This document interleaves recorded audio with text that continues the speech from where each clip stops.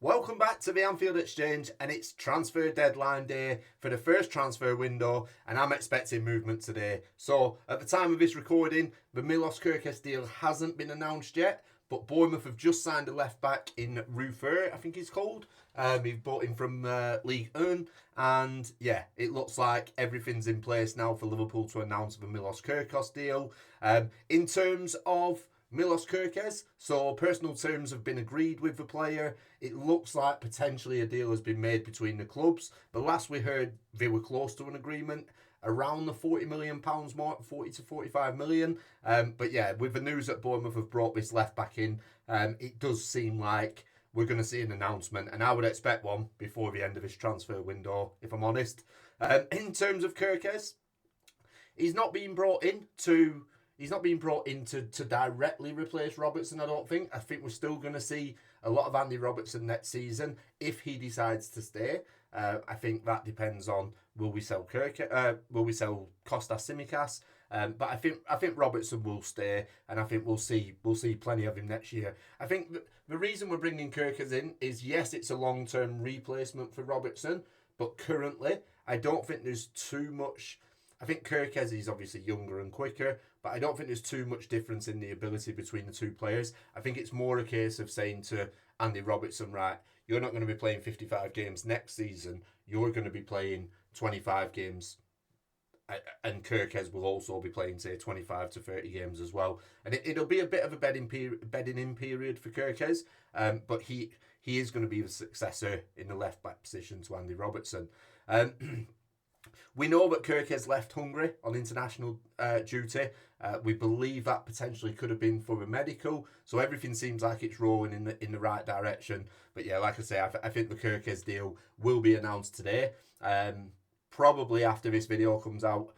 But yeah, it looks like it's definitely happening. Bournemouth have got the replacement in. They've got Rufer. They've got the young lad that they brought in from Lanos. Is it Soler or something? I'm not sure his name. But we've got the two left backs now, so everything's in place now for Kerkez to make a move to Liverpool. Moving on, we've got Florian Wirtz. What's happening with Florian Wirtz? So I can see there's a lot of people on social media that are getting very frustrated with how long this is taking. What I will say is it's been about 2 weeks since the news was actually reported. It does feel a lot longer, but it's been 2 weeks, and it's looking like potentially a transfer that's going to break the British transfer record. I think Leverkusen are holding out for that. I think Liverpool are a little bit reluctant to break that record. I'm not sure what the reasoning for that is. But the last we'd heard, Liverpool had offered 113 million. That bid has been rejected from Bayer Leverkusen. Bayer Leverkusen are holding out for 126 million.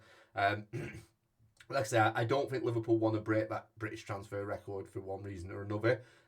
But look, we're in a little bit of a stalemate. So Liverpool, I think it's obvious that this deal will get done. It's just trying to find the halfway point in the valuations. And what I will say, Liverpool are looking to get the best deal possible, and the reason for that is I'll use Man United as an example. Man United, they overspend on transfers, and now when Man United are in for a player, like I know we're negotiating with Brian Mbeumo from Brentford, clubs look at that and think, right, well, we know you're willing to spend more money if you have to, and I think it creates a habit when you overspend on players that you're a club that are willing to just put the money on the table and get the deal done.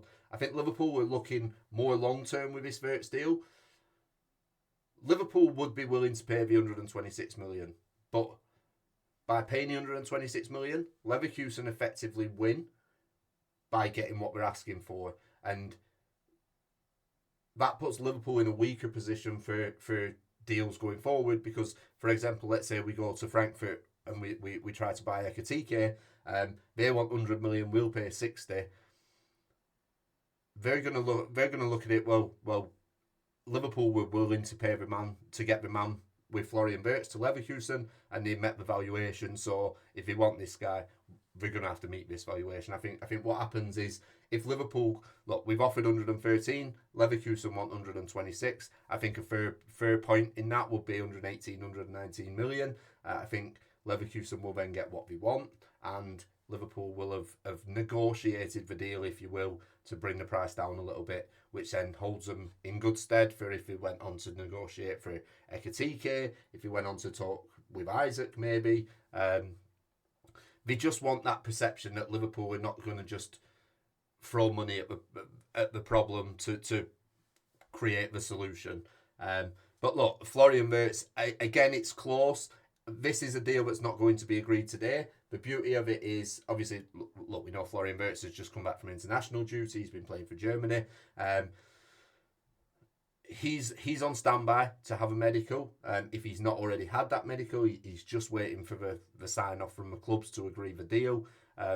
What I would say is there will be an agreement that's expected soon. I'm not sure how soon that will be. I would expect it will be announced probably, I would say, potentially by the end of this week, but possibly going into the second transfer window as well. And don't forget, there's a lot of like media that these guys have to go through. So like they did with the Frimpong, they did the interview, they did the announcement. They have to do that as well with these players. And Florian Wirtz is an Adidas athlete. They're not going to want to show. Adidas won't want Liverpool showing Florian Wirtz in a Nike shirt. Now, unfortunately, that deal, it runs through to the 1st of August. We're not going to wait that long to get this deal done. So I think we will probably see Florian Wirtz in a Nike shirt, or Liverpool might potentially hold off on the announcement, on the revealing of the player, should we say, until we can get him in that Adidas kit. Again, another one we'll have to just wait and see. But yeah, I would expect this one to run into the second transfer window. Just touching on a few more sort of transfer rumours that are sort of flying about at the minute. Darwin Nunes, potentially, I'm seeing rumours that Darwin Nunes could be staying at Liverpool. Now, I wouldn't be dead against this, if I'm honest. I think I'd be happy to see Darwin Nunes have another season with the likes of Florian Wirtz behind him, Mo Salah obviously creating. I think he could get a lot of opportunities and potentially score 20 goals in a season if he was to start. I think the reason these rumours are coming out now is I think there's a lack of interest from Saudis that was there in January. A lot of the Saudi clubs looking at players like Victor Osimhen. So Liverpool will be reluctant to sell him at a reduced fee. But if they don't want him, if you don't want Darwin Nunes to stay, then I think we'll probably be looking around the 40-50 million pound mark for him. But ideally, the Saudis will come in and pay 70 million for him, like they were reported to have offered in January. And I understand why you wouldn't sell him in January. You're in the middle of a title race. I back that decision to not accept the offer in January, because you don't want to do anything that might cost you winning that Premier League title. But the title's done now, and it's time to get the business done. So yeah, keep an eye on the Nunez one. Like I say, I think there's a lack of interest in Nunez from the Saudis. I would potentially. So this is where you stand with it. You've got Darwin Nunes, who you can bring, say, 50 to 70 million in for, or you've got Diogo Jota, who you could probably bring in 30 million. I think, with the way his form is and the way his injuries have reoccurred over the past. I think he's sort of on his way to the latter end of his career, and probably not got as much to offer to Liverpool. My preference, if I had to keep one of them, would be to keep Jota. But, sorry, my preference would be to keep Nunez over Jota as an individual player. But you've got more value from selling Nunez than what you have from selling Jota. And that's the issue. I think that's why Nunez would be leaving and Jota would be staying, because Jota will then become second choice striker. And you bring in quite a lot of money with Nunez to put towards potentially bringing in a top class striker. So yeah, we'll wait and see what happens. Darwin Nunes potentially could be leaving, potentially could be staying. I'd be fine with both, if I'm honest. I'd be happy giving him another season with Florian Wirtz behind him, see how he produces. In terms of Luis Diaz, or Barcelona, I've seen reports Barcelona are going to be looking to go all in on Luis Diaz. What that means, I'm not sure. So I think there's an interesting sort of dynamic around Luis Diaz. I think Liverpool are happy to keep Diaz. They've said they're not going to offer him another contract, but they'd be happy to keep him for the wages and everything that he's on at the minute. I think Barca had a bid rebuffed from Liverpool last week, and I think that's quite clever actually, because it tells the Saudis, look, we're not going to sell Luis Diaz, but if you come in with a stupid offer, we'll have a listen about it. We'll have a talk about it. And I think that just sort of plays into the hands of, right, come in with the offer. We'll sell him for 70, 80, 90 million, but we're not going to talk for any less than that. And you can have him if you're willing to pay that money. So I think it's an interesting one. We see that Barca are planning on going all in for Luis Diaz. I'm not sure if he can compete with the Saudis financially. I don't think Liverpool let him go for less than 70 million, if I'm honest.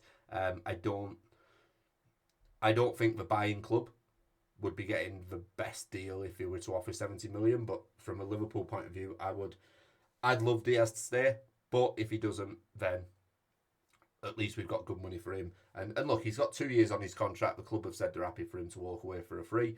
I'd rather take 70 million for him now than let him walk away for a free. What I think potentially could happen, because the issue is here that Luis Diaz doesn't want to go to Saudi. So I think what we're probably likely to see is that we'll keep Luis Diaz for another year, I think, and then come the end of the new season, I think we might potentially see him then go to Barcelona for probably 30 to 40 million, which again, for a guy that's got 1 year on his contract left, it's not a bad deal. He's 28, he'll be 29 next year. So yeah, I think that's wait and see with that one. I think we'll be seeing Luis Diaz in a Liverpool shirt next year. Just quickly, we've also just signed a young goalkeeper, Armin Peksi. We signed him from Puskás Academia in Hungary, 1.5 million. He's 20 years old. I'm sure you've all seen the compilations. We've seen these flying around social media. I've looked at them myself. He looks like a decent prospect. We are hearing reports that he will be taking part in pre-season with Liverpool this season. So it'll be a nice opportunity to see how he performs, how he fits into the model. Is it a player that we will potentially see in the long term for Liverpool? I'm not sure. We seem to bring in a lot of goalkeepers, young goalkeepers who never really make the mark for Liverpool. But again, it's just wait and see. It'll be nice to get an opportunity to see him in the Liverpool colours in pre-season. But yeah, I'm not holding sort of any. I don't believe he'll be part of Liverpool going forward. I think we'll probably get a couple of years out of him, develop him, and then potentially sell him for a profit in a few years' time. I think that sort of works in the Liverpool model. But let me know what you think. Let me know what you think about the transfers. Are you frustrated with a Florian Wirtz deal yet? I'm all right with it. I'm not losing it too much, but I see a lot of people on social media, people saying just pull out of a deal. We're not going to pull out of a deal. It's a generational talent. Florian Wirtz, we will not be pulling out of this deal. Not for the sake of what are we worth, 13 million? Liverpool want to get a deal done for this guy, but listen, £13 million is nothing in football nowadays, and we will not lose out on this transfer for the sake of £14 million. But yeah, let me know what you think in the comments, and I'll see you on the next one.